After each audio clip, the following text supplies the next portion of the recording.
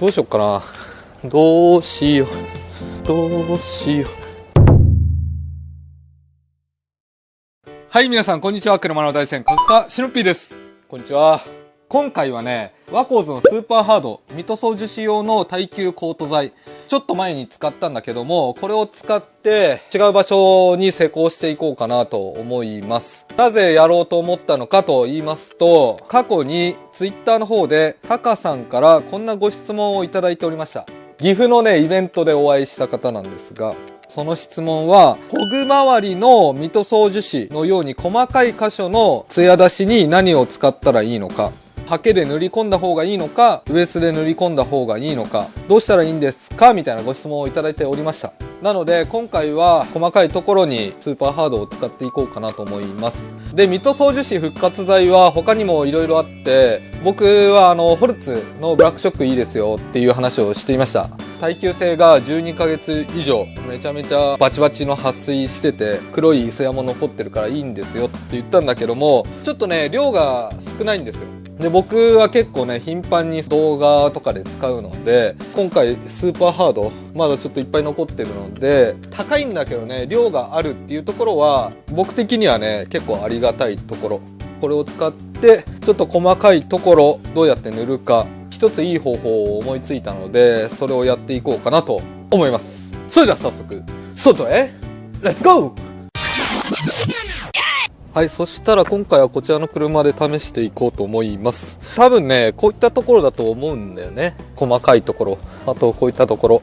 なので今回は分かりやすいように右側だけ綺麗にしてみて、僕がいいと思ってる方法はいいのかどうか検証していこうかなと思います。じゃあまず洗います。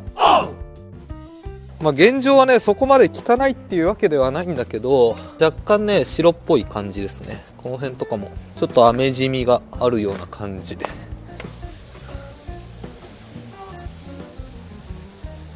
そしたら洗車の王国のモールクリーン、ミトソ樹脂とかに使うようなシャンプーがあるので、これを使って掃除していきます。で、こういった細かいところあるじゃないですか。こういうところにもってこいの商品を見つけたんですよ。それがこちらですね。ダイソーで買ったストロー洗いブラシ2本入り。これのね、ショートがね、結構使えると思います。で、ショートとロングの違いはこの柄の長さですね。ショートの方が使い勝手がいいのかななんて思ってます。こういったところそんな言うほど汚れてないか。このね、角のところとか結構やりやすいです。どうかね。結構ね、さっきのやついいですよ。使いやすい。そしたら洗い流します。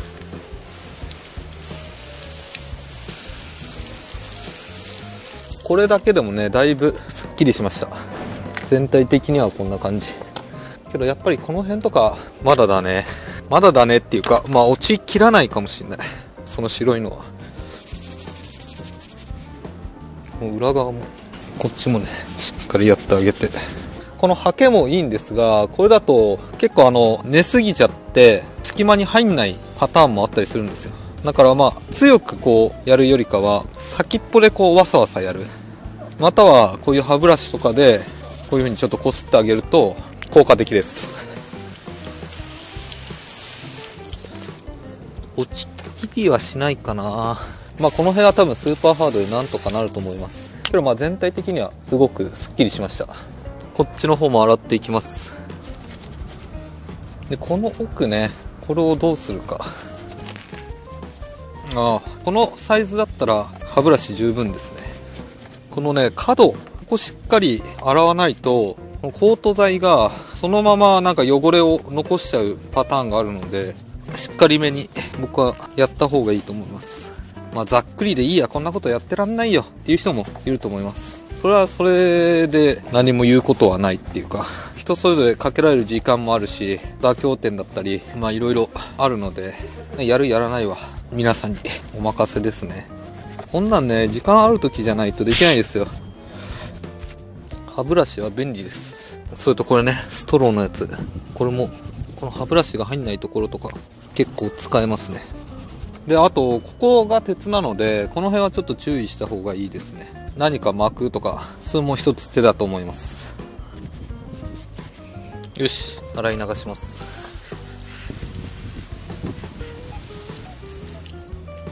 で、こういった細かいところは問題点が一つあって、スーパーハードとかを使う場合は乾かさないといけないんですよね。タオルでいくら拭いてもなかなか水滴が残ってしまうので、こういうところはちょっとブロワーとかが必要になってくるかな。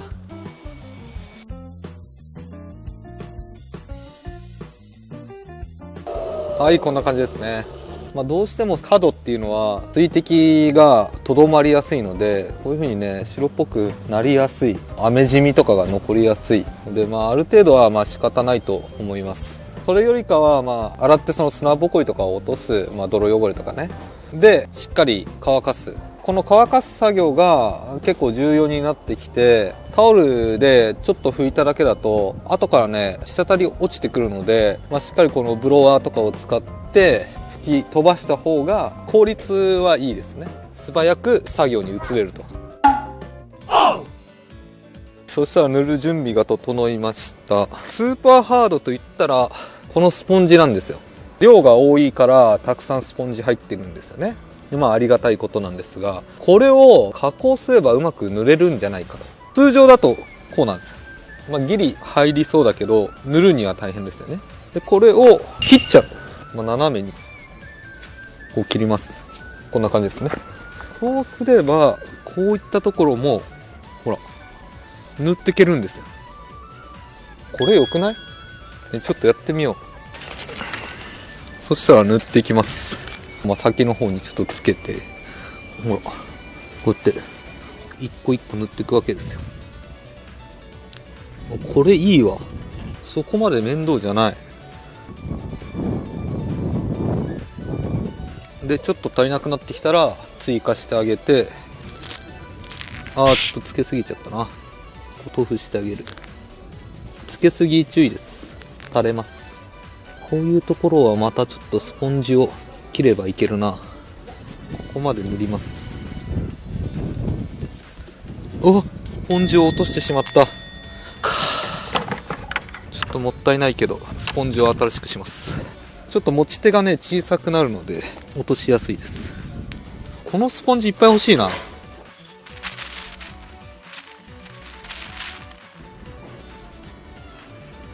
よしよしよし。で上のこの辺入んないんですよ。こういうところはさらに切ってあげます。でこう塗ってってあげる。で表面もね忘れず。ちっちゃくしすぎると結構扱いづらい。その辺はちょっと注意が必要ですね。あと下の方も塗っていきます。この辺も難なくいけますね。ここもいっちゃおうか。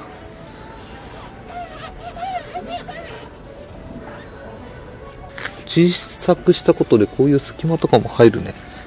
いやー素晴らしい。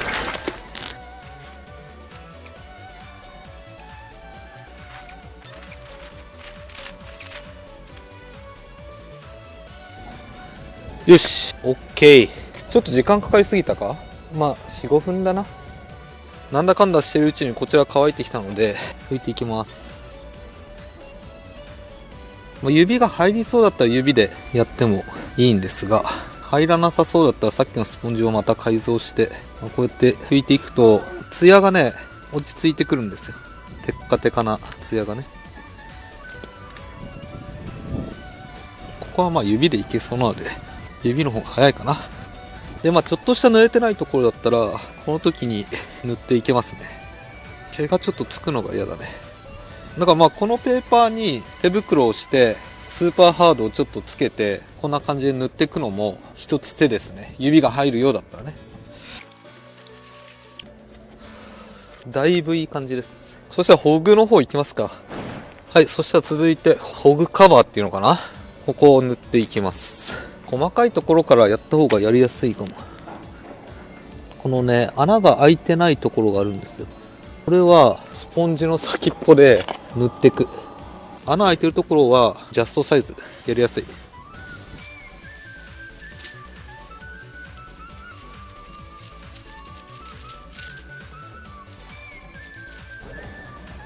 まあいいんじゃない？あとはちょっと乾いてから拭き上げます。はい、そしたら拭き上げていきます。ツヤが結構激しく出てる場所っていうのがこうあるんですよ。これをこう慣らしていく。で、ちょっと時間が経つとねちょっとしてきます。で、これはね多分乾き始めてる証だと思うんですよね。で、これを待ちすぎるともうこのツヤのムラが多分残ってしまうんだと思うんですよね。なので待ちすぎても良くないと思います。